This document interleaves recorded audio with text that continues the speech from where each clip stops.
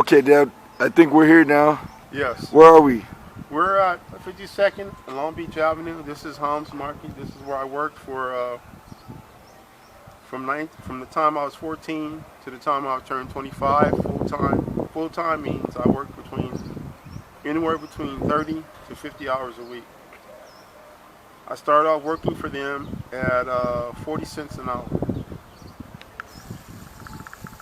I was making, that was a lot of money to me. In the beginning, I didn't have my social security number, and he paid me in cash, which was a lot of money for me. It was a lot of money, a lot of money. I was able to buy my first bed. I didn't have a bed to sleep in. Never had a bed to sleep in until I came here. And I bought my first bed. I was able to buy my clothes. I was able to buy a car. I bought a couple of cars. I was able to buy, And you never were starving, or no, your mother was never starving. No. I worked. Your nephew was never starving. No, Nobody no. ever asked No. had any. Never asked anybody for anything. I didn't have to worry about groceries. I always brought groceries home. I shared my money. I supported my mother with my money from junior high school through college. When I graduated from high school, Thomas Jefferson High School, I went straight to college, Cal State Dominguez Hills. And when I graduated, I'm a college graduate from Cal State Dominguez Hills. I also attended Cal State Los Angeles, Compton College, Southwest College, LA City College. What's across the street? This is the Pueblo del Rio housing project. There's two sites, one here and one on the other side over here. And how many friends did you have over here? Hundreds. Hundreds. Had hundreds of friends. Hundreds. Maybe literally thousands. Thousands of people knew me by working in the store. And then when I got older, I started working with the kids, telling them about high school, going to college. I started my own college program, college tutoring program, preparation program, telling the kids how to get from one place to another in terms of college, staying out of trouble, how to tell the truth when the police stop me. Don't be giving them all these phony names. I did that on my own. I just said, if you tell the truth, police will leave you alone. They'll let you go. Don't give them all these phony names. Just tell them your Christian name and whatever. Now, what happened was, when I started working with the kids here in the Pueblos, back in 1973 officially, during that summer, somebody, I guess it was the police, I can't prove it, but it was LAPD, put a hot car in front of me because I didn't have a car per se. I didn't have a good running car. They set a car over there at the park, close by the park, and so when I would pass by this car, I saw the keys in the car. It was an old Rambler. And the kids got around me. I had about 40 or 50 boys, little boys, following behind me. And I told them that this car here was brought here by the police for me to get in trouble, for me to put you guys in here and you guys will go to jail. But don't touch it. Leave the car alone. Be careful. People talking to you about me, because they may not want you to talk to me, but you know who I am. Your mothers know who I am. Your fathers know who I am. Your grandparents know who I am. They know what I'm all about. So just trust in me, and don't talk to any strangers about getting in no cars or doing anything like that. So this is around the. I mean, this is public information, but this is around the time where, the FBI was actively in the so-called black community. Correct. And they were actively looking for the so-called Black Messiah, Right. Malcolm X, Martin Luther King. About a block away from here, that's where they had the SLA shootout. Right, a block away from here. Which way? Going west. It was on 54th and Compton Avenue. 53rd and Compton Avenue. 53rd and Compton Avenue is where they had a shootout.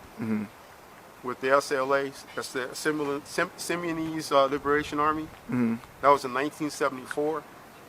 The police came and started tracking me down. I don't know if it was the police or special FBI force.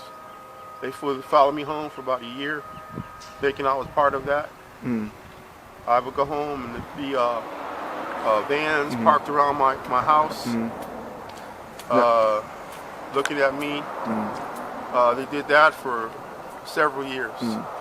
Now, weren't the Black Panthers located near here? Yeah, the Panthers were over here too. The Black Panthers were here. The Panthers were here. And who headed that? Geronimo Pratt? He was part of that, yes.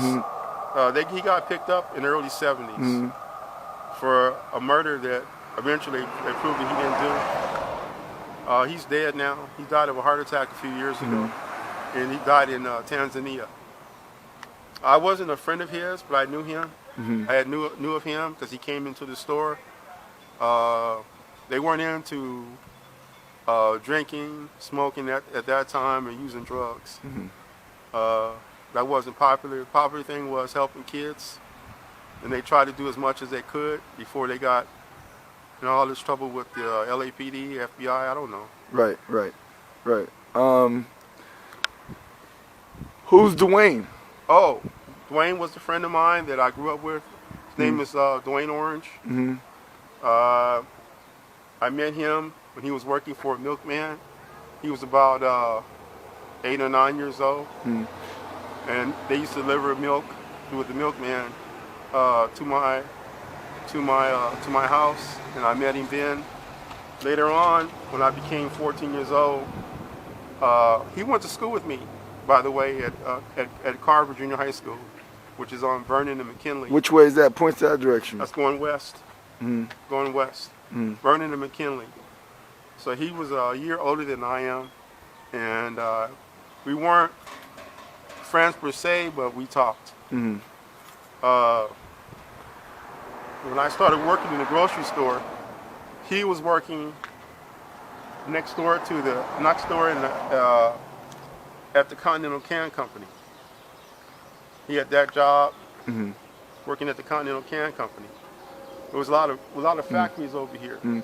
But he used to live behind the store. He lived over there. He lived in the Pueblo del Rio housing project. And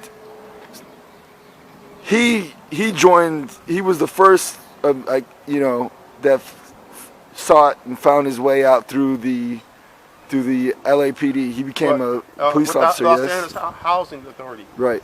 He worked with the Housing Authority for 32 years.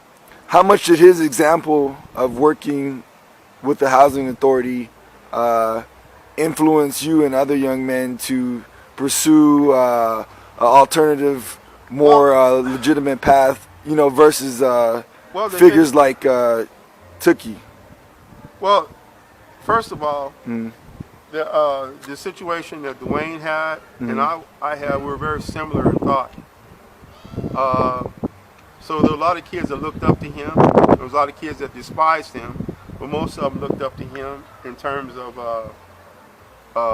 as a role model, because he would always try to help somebody.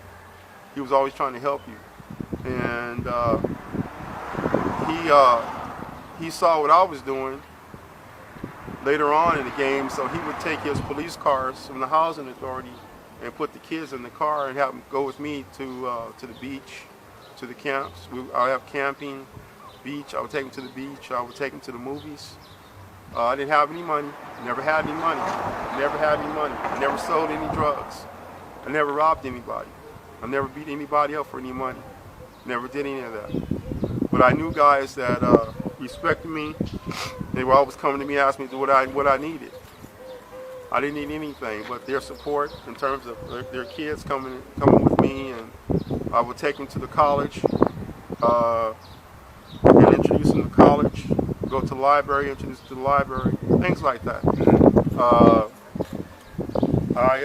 There were certain little kids that hung around me when they was little. One of them was Kevin Coben. Another one was Kerry Miles, Cedric, Ced, Cheyenne. There were several kids that looked up to me because I was, let's put it this way, I wasn't full of BS. I wasn't trying to do anything bad to them. I looked out for them. They believed in me. A lot of the parents thought I was some type of either a nut. Right. Who's Kevin Colvin? Where did he also came from? The homes back here across the street. No, Kevin initially did not live in the Pueblos. Kevin initially lived about 3 blocks going this way, going north. He came from a family of 13 kids, and what he did, when I met him when he was about let me see, 9 years old. He was in the store taking some bubble gum, and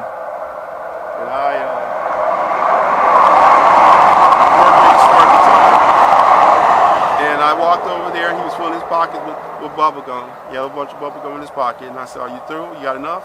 He said, "Yeah." I said, "When they go home." Well, when I had my program for little kids, I couldn't get rid of him. He just like every day he was around me. I couldn't shake him. So him and a couple other kids, boys, followed me home, knew where I lived. I would go to bed and I'd wake up early in the morning. They'd be sleeping on the porch or waiting for me to come out. This was ongoing for about 10 years. Till they got grown. Okay. Which way is Compton and Watts? Okay, Compton is going south. That way? South. Yeah, going south. Where's Jeff High School? It's going west. Can we go that way? Yeah. Jeff High School? Okay.